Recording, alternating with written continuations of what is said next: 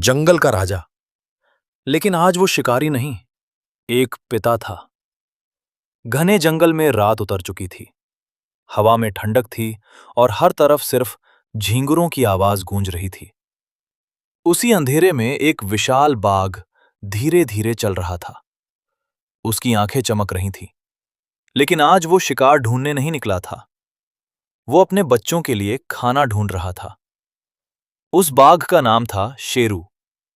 जंगल के बाकी जानवर उससे डरते थे। उसकी दहाड़ सुनकर पूरा जंगल कांप उठता था। लेकिन बहुत कम लोग जानते थे कि वही खतरनाक बाघ अपने दो छोटे बच्चों के साथ बेहद प्यार से रहता था। एक दिन जंगल में भयंकर सूखा पड़ गया। नदियां सूखने लगीं। हिरण और जंगली सूअर दूसरे इलाकों में भागने लगे। शेरू कई दिनों से ठीक से शिकार नहीं कर पाया था। उसके बच्चे भूख से कमजोर होते जा रहे थे। उस रात शेरू ने तय किया कि चाहे कुछ भी हो जाए, वो अपने बच्चों को भूखा नहीं सोने देगा। वो धीरे धीरे जंगल के किनारे की तरफ बढ़ा। वहां इंसानों का गांव था। आमतौर पर बाघ इंसानों से दूर रहते हैं, लेकिन भूख इंसान और जानवर दोनों से कुछ भी करवा सकती है।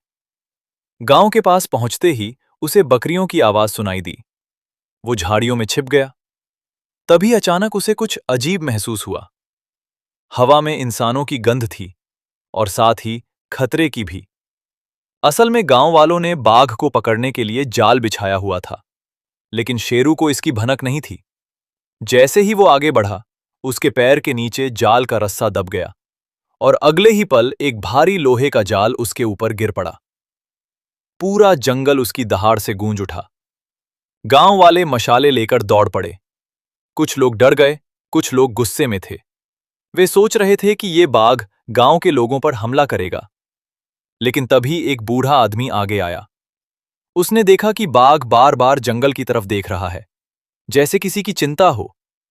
बूढ़े आदमी ने धीरे से कहा, "ये शिकार करने नहीं आया, ये मजबूर है।" उसी समय जंगल से दो छोटे बाघ के बच्चे बाहर आए। वे कांप रहे थे, लेकिन अपने पिता के पास आने की कोशिश कर रहे थे। गांव वाले ये देखकर हैरान रह गए। अब सब समझ चुके थे कि ये खूंखार शिकारी नहीं, एक भूखा पिता था। कुछ देर की खामोशी के बाद बूढ़े आदमी ने गांव वालों से कहा, "अगर जंगल खत्म होंगे तो जानवर गांव में ही आएंगे।" धीरे धीरे लोगों का गुस्सा शांत होने लगा। उन्होंने जाल खोला और शेरू को आजाद कर दिया। शेरू कुछ सेकंड तक वहीं खड़ा रहा। उसकी आंखें लोगों पर थीं, जैसे वो कुछ कहना चाहता हो। फिर उसने अपने बच्चों को हल्का सा धक्का दिया और तीनों धीरे धीरे अंधेरे जंगल में गायब हो गए। उस रात गांव वालों ने पहली बार समझा कि जंगल के जानवर सिर्फ डरावने शिकारी नहीं होते। उनके भी परिवार होते हैं, भूख होती है और अपने बच्चों के लिए प्यार होता है। और शायद इसी वजह से जंगल सिर्फ पेड़ों का नाम नहीं है, वो हजारों जिंदगियों का घर है।